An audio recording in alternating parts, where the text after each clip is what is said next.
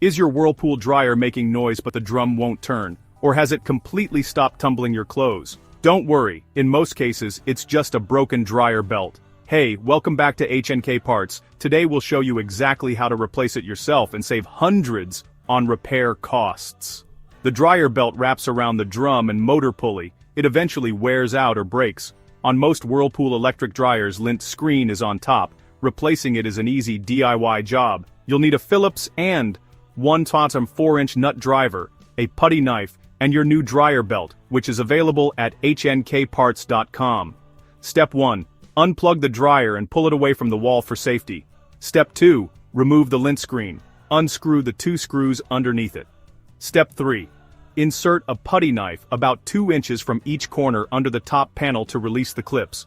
Lift the top up and prop it open. Step 4. Disconnect the door switch wires if needed, then remove the 2 screws or clips, holding the front panel. Tilt the front forward and lift it off and set it aside carefully. Step 5. Reach in and release the old broken belt from the motor pulley and idler pulley. Remove any belt pieces. Step 6.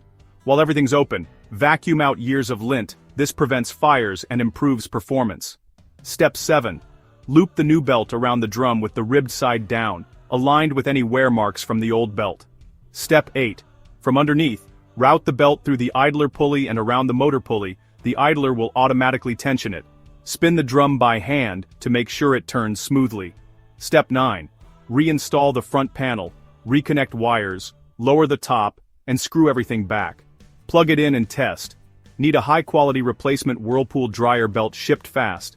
Head over to HnKParts.com. We have genuine OEM parts at the best prices. Don't forget to like this video and subscribe to our channel and turn on notifications. Thanks for watching.